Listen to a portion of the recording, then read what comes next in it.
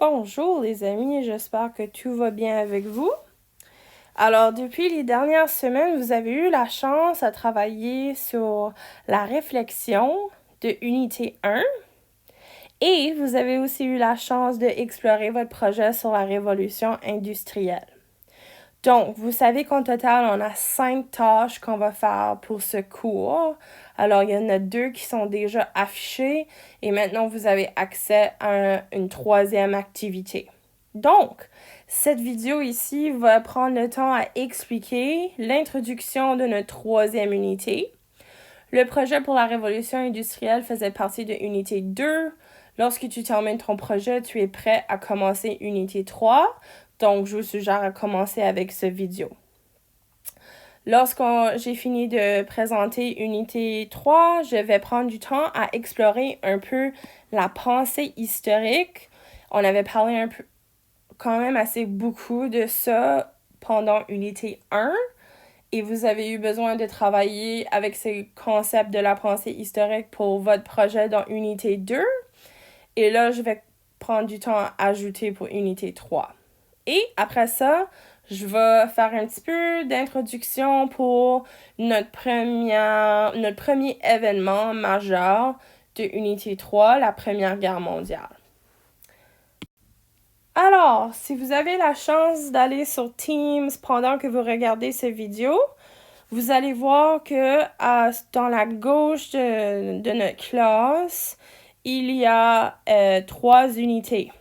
Donc, la troisième unité, c'est les guerres révolutionnaires. C'est là que vous allez retrouver 3 dossiers dans Files. Alors, tu as le dossier pour la Première Guerre mondiale, Deuxième Guerre mondiale et l'Holocauste, et la guerre froide. Et vous avez cette présentation qui se retrouve ici dans unité 3. Je vais parler un peu plus de qu'est-ce qui est à l'intérieur de ce dossier ici à la fin de cette vidéo.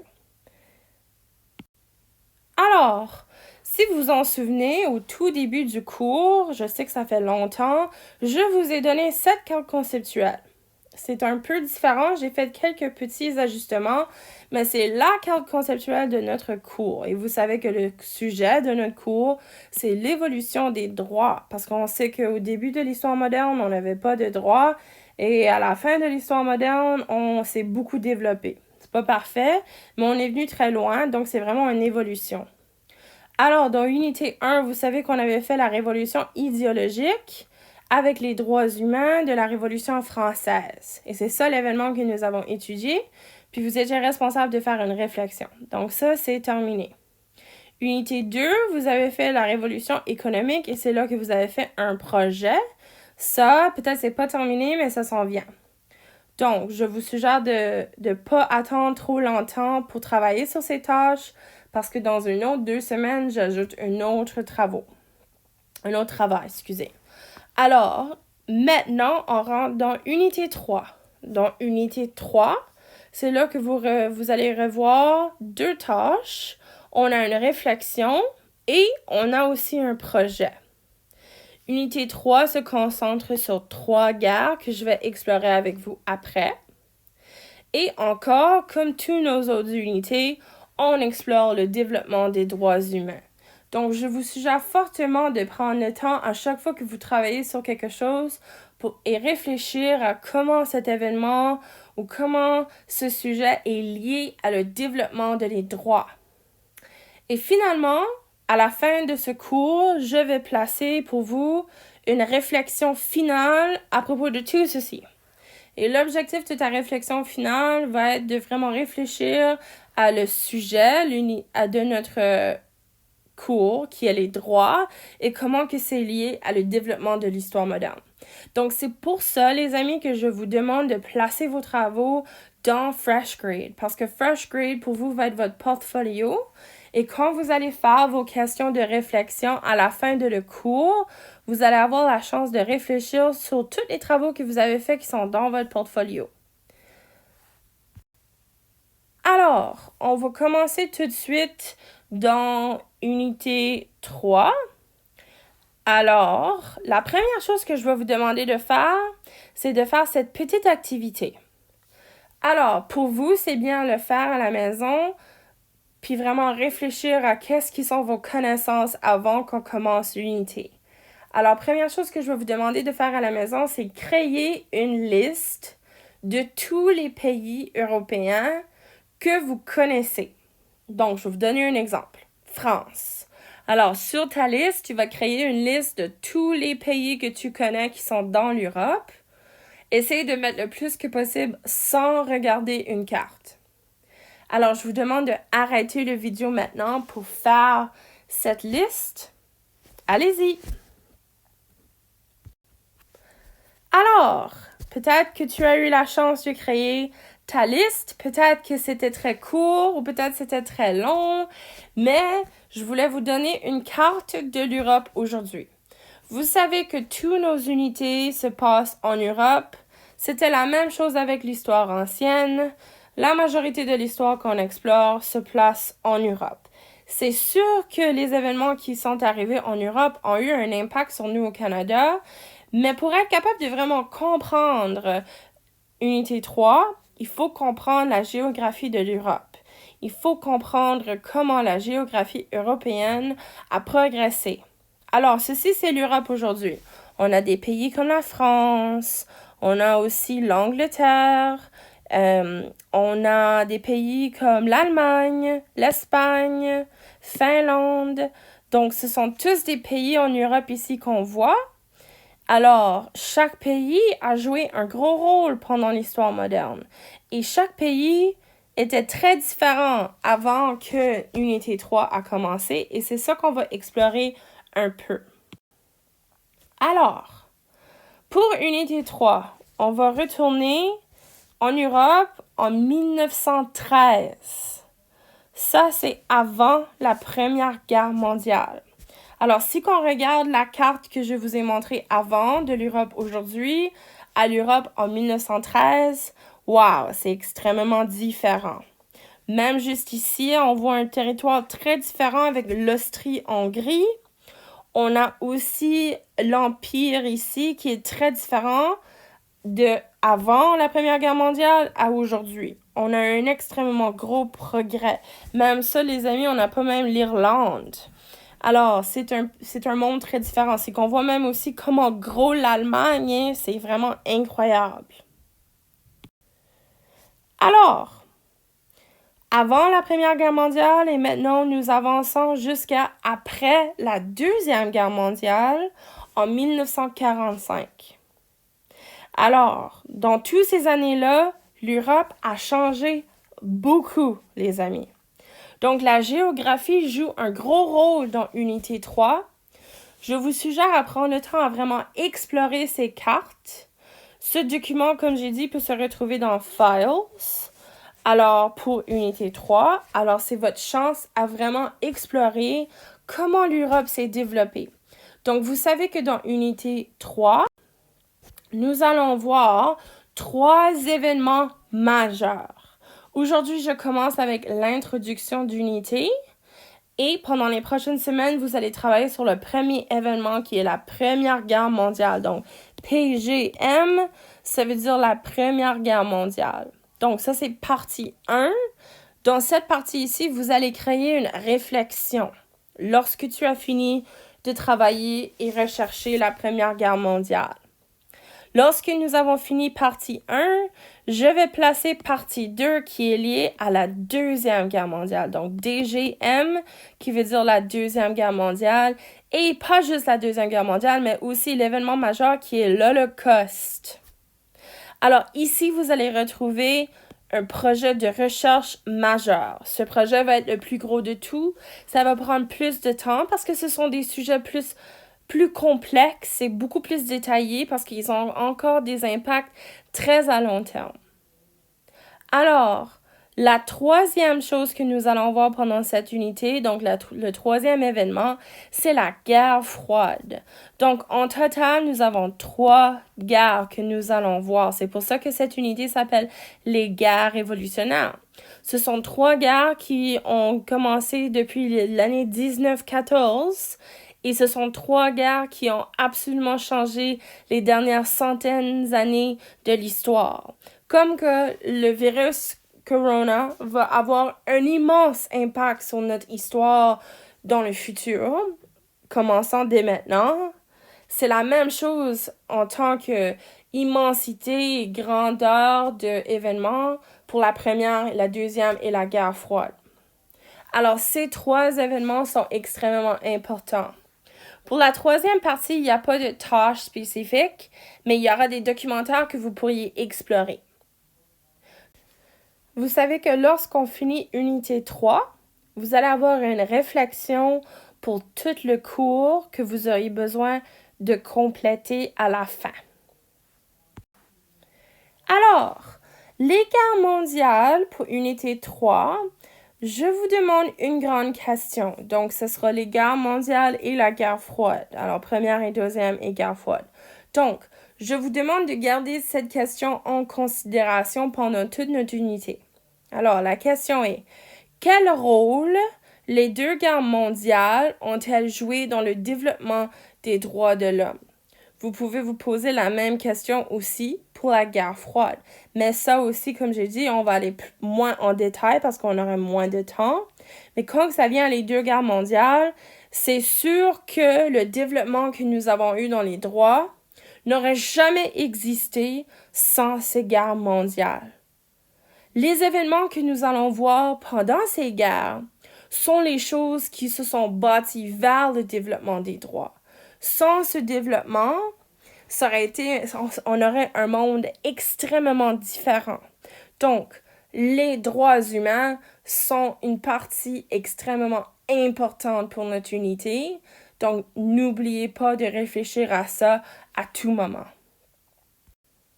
Alors, avant que j'explore la Première Guerre mondiale avec vous, juste pour l'introduction, je veux qu'on prenne du temps à réfléchir sur les concepts de la pensée historique. Peut-être tu as oublié c'est quoi les concepts de la pensée historique. C'est très possible. Mais tu as travaillé sur ça pendant ton projet de la révolution industrielle. Lorsque tu as exploré les causes et conséquences, si vous avez oublié les causes et conséquences, ça veut dire que un événement, par exemple cet accident de voiture, comme mes autres classes disaient, le premier accident de voiture. Alors, quand tu vois cette photo, c'est à toi d'identifier qu'est-ce qui étaient les causes de cet accident et qu'est-ce qui étaient les conséquences. On sait qu'il y a des causes et des conséquences qui sont plus évidentes que d'autres. Donc, nous allons explorer trois guerres historiques extrêmement complexes. Et les causes et les conséquences de ces événements sont parfois directes et des fois sont beaucoup moins directes et pas toujours évidents. Il y a aussi des conséquences et des causes qui sont à long terme. Donc, tu as des conséquences très courtes qui arrivent juste après l'événement et tu as aussi des conséquences et des causes qui sont extrêmement à long terme. Donc, c'est vraiment important de réfléchir à le fait que les causes et les conséquences sont un concept de la pensée historique qui sont extrêmement importantes pour cette unité. Une autre chose qu'on fait quand on pense à l'histoire, c'est qu'on doit explorer des sources primaires. Fait que, par exemple, cette image est un exemple d'une source primaire. C'est une photo de le temps. Est-ce que toutes les photos sources primaires sont noires et blancs? Non. Mais, lorsque tu vas regarder la Première et la Deuxième Guerre mondiale, la majorité des documents, des images sont en noir et blanc. C'était ça la réalité du temps. Il y a des images et des films de ce temps-là qui ont été changés en couleur. Ce sont encore des sources primaires.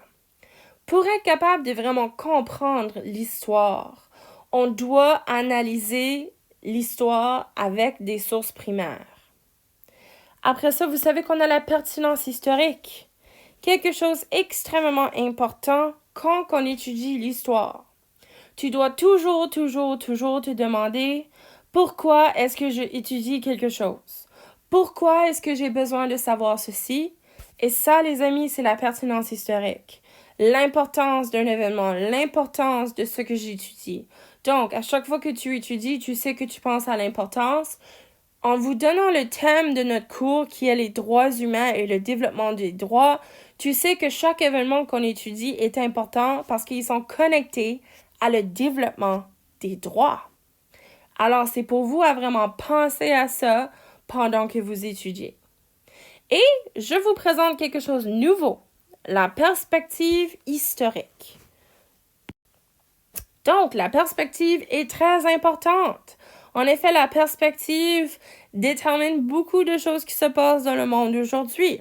Il y a des personnes qui pensent que le virus corona est la pire chose arrivée à l'humanité. Et il y a d'autres personnes qui pensent que tout va être bien. Alors, la perspective est une réalité de les humains. On sait que juste en regardant cette image, monsieur ici est excité de voir un bateau, monsieur ici est excité à voir de la terre. Ça, c'est deux perspectives. Est-ce qu'il y a plus que deux perspectives en histoire? Absolument. Donc, comment est-ce qu'on explore la perspective historique? Comment est-ce qu'on peut bien comprendre les pensées de les personnes dans l'histoire? C'est déjà assez difficile à comprendre les perspectives d'aujourd'hui. Donc, un historien doit prendre toutes ces idées et les appliquer à l'histoire. Parce que lorsqu'on étudie l'histoire, les amis, on doit essayer de le comprendre. Souvent, c'est facile à juger le passé ou avoir de la difficulté à le comprendre. Mais la perspective historique, si c'est bien appliqué, va nous aider à comprendre le passé. Surtout des événements compliqués. Alors, j'ai créé cette carte conceptuelle pour expliquer plus la perspective historique. Alors, vous savez que la perspective historique est l'objectif de comprendre les gens, les personnes du passé. Alors, l'idée, c'est de réaliser qu'il y a une grande différence entre la façon qu'on pensait dans le passé à aujourd'hui. Et lorsqu'on réalise que le passé et la façon qu'on était dans le passé est différente de la façon que nous sommes aujourd'hui, on peut commencer à développer une perspective historique. C'est la même chose, les amis, avec le contexte historique.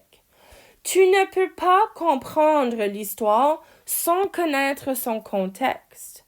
Donc, c'est très important de comprendre ce qui se passait dans le monde pendant le temps, donc pendant l'époque.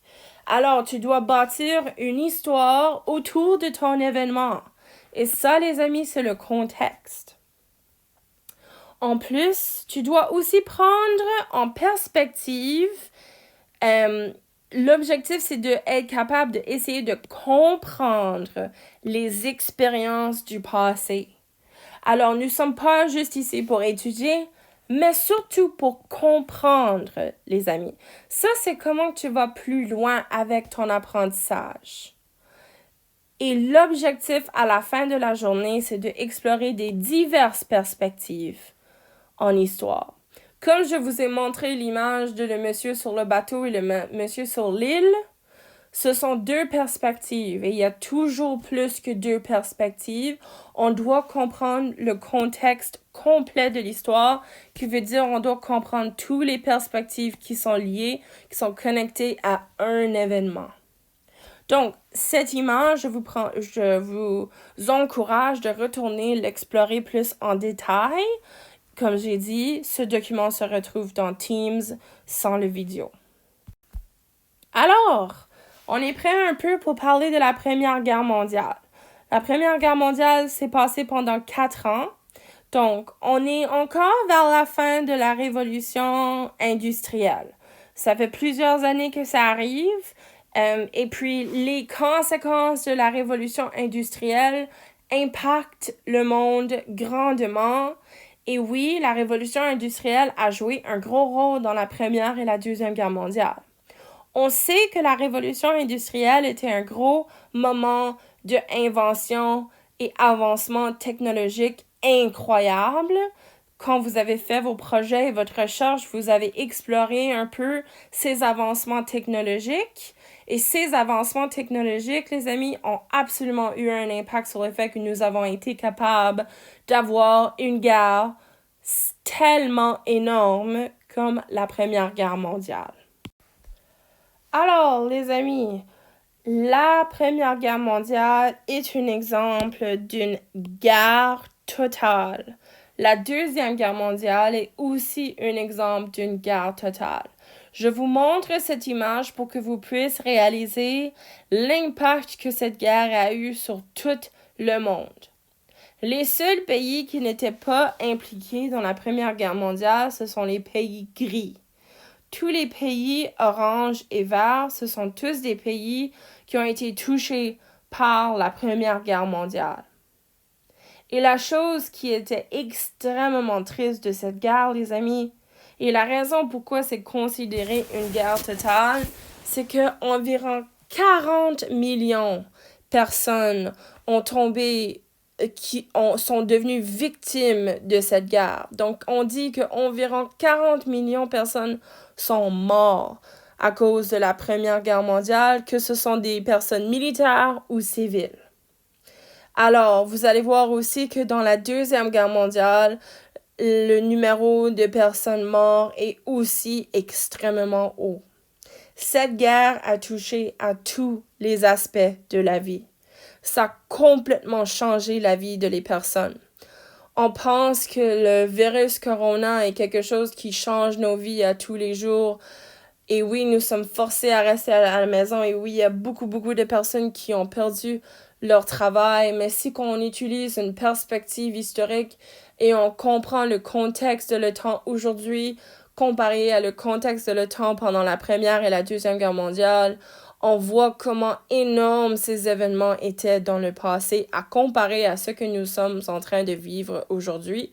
C'est sûr qu'on ne sait pas où on s'en va avec le virus qu'on a maintenant. Il y a beaucoup de choses qui pourraient changer. Mais en tant que la Première et la Deuxième Guerre mondiale, c'est important aussi d'avoir cette perspective pour comprendre juste comment gros ces événements étaient dans le passé. Alors, encore, je retourne à cette carte. L'Europe avant la Première Guerre mondiale. Le contexte géographique est énorme. Qu'est-ce qui est l'objectif d'une guerre? 1. Gagner. Mais 2. C'est de prendre du territoire. Alors, naturellement, la géographie de l'Europe joue un gros rôle dans l'acquisition de territoire. Donc, pour prendre des territoires, veut dire que tu dois te battre pour les avoir, qui veut dire que tu dois t'avancer pour prendre du territoire. Alors, si que c'est quelque chose qui vous intéresse à apprendre à propos de les différentes batailles, vous êtes la bienvenue de faire de la recherche sur ça. Les travaux qu'on vous donne ne sont pas nécessairement fixés sur les batailles actuelles de la guerre, parce qu'on est quand même limité avec ce qu'on peut faire. Mais il y a beaucoup de documentaires sur les batailles qui se sont passées sur l'acquisition des territoires. Alors, une autre image que je voulais vous montrer avant que vous alliez plus en détail, c'est que dans des guerres, nous avons des alliances. Donc, tu as des côtés. Et dans l'autre vidéo, Madame Davidson va prendre un peu de temps à explorer avec vous ces alliances pour vous donner une idée géographique. On avait deux côtés. Tu avais le côté vert ici, puis tu avais le côté orange que Madame Davidson va aller plus en détail. Alors, évidemment, orange contre vert ici, on avait aussi des pays qui ont choisi d'être neutres. Alors, je voulais montrer aussi une image pour que vous puissiez voir un peu comment les guerres se sont passées et où. Alors, les batailles individuelles à l'intérieur de la Première Guerre mondiale se retrouvaient souvent en France et aussi Autriche-Hongrie et la Russie, et dans le sud aussi. Okay? Et même en Italie. Alors, on a plusieurs pays qui sont impliqués avec des batailles. Et c'est là aussi que Madame Davidson va parler plus en détail à propos de les tranchées et comment que les soldats se sont avancés. Tu ne peux pas juste commencer à marcher sont protégés parce que ça va être extrêmement dangereux. Donc, il y avait des grosses stratégies militaires. On vous encourage d'aller faire de la recherche sur ces tactiques et ces stratégies militaires qu'ils ont utilisées pour gagner cette guerre. Alors, quel côté a gagné la guerre? Je vous encourage fortement d'aller faire de la recherche sur ça pour l'identifier, mais évidemment, c'est le côté que nous sommes sûrs. Ça vous aide un peu. Alors, la dernière chose que je voulais faire dans cette introduction, c'est juste vous faire réaliser que la Première Guerre mondiale a terminé en 1918 et on sait qu'on a eu une Deuxième Guerre mondiale. Donc, évidemment, les conséquences de la Première Guerre mondiale, les choses qui sont arrivées après la Première Guerre mondiale, ont joué un gros rôle dans les causes de la Deuxième Guerre mondiale.